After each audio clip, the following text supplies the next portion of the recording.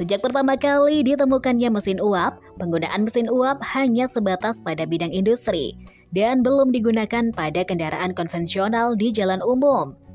Dalam bidang industri, biasanya mesin uap digunakan untuk mesin produksi barang, mesin pompa air, atau mesin tambang minyak tradisional. Namun, seiring dengan kebutuhan manusia yang menuntut untuk melakukan segala aktivitas secara cepat dan efisien, akhirnya mesin uap digunakan pada kendaraan jalanan umum. Sejarah singkat penemu kendaraan dengan mesin uap, yaitu Ferdinand Verbies, seorang penjelajah dan penemu yang berasal dari Pitem, Belgia, namun hidup di Tiongkok pada masa dinasti Qing.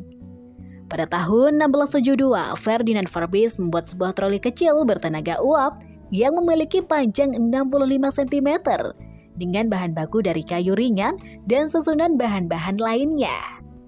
Sejarah mencatat bahwa troli tersebut bukan sebagai kendaraan manusia, namun sebagai persembahan atau hadiah bagi Kaisar Kangxi yang masih berusia 17 tahun.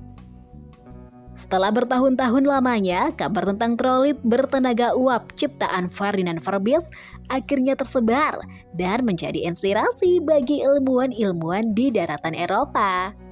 Nicolas Joseph Cugnot, seorang ilmuwan Perancis pada tahun 1748, membangun sebuah kendaraan atau kereta uap yang dapat berjalan di jalanan umum. Kereta uap tersebut dapat mengangkut beban seberat 4 ton dan dapat melaju hingga 4 km per jam. Kereta uap ciptaan Nicolas Joseph Cugnot berbentuk gerobak roda 3, dengan roda 2 berada di belakang dan 1 roda di depan sebagai kemudi. Mesin kereta uap tersebut berada di depan dengan tungku api besar untuk pembakaran bahan bakar. Setelah berbagai perkembangan dan penelitian yang dilakukan oleh Nicolas Joseph Cugnot, lokomotif uap pertama kali akhirnya tercipta di Britania Raya pada awal abad ke-19. Richard Trevithick, seorang insinyur Inggris, pada tahun 1802, ia merupakan pelopor transportasi darat berbahan bakar uap termasuk mobil dan kereta. Sejarah mencatat bahwa Richard Trevithick sangat berjasa pada penemuan mesin uap bertekanan tinggi pertama di dunia. Ia juga merupakan orang pertama yang membangun konsep atau sistem lokomotif uap, yang kemudian pada 21 Februari 1804, Trevithick merealisasikan konsep tersebut menjadi kendaraan yang dapat dioperasikan. Penemuan atau lokomotif ciptaan Richard Trevithick tersebut menjadi landasan bagi ilmuwan lain. Setelah beberapa tahun melakukan pengembangan lokomotif uap, pada tahun 1812 dan 1813, George Stephenson merakit lokomotif uap versi terbaru dengan berbagai penyempurnaan.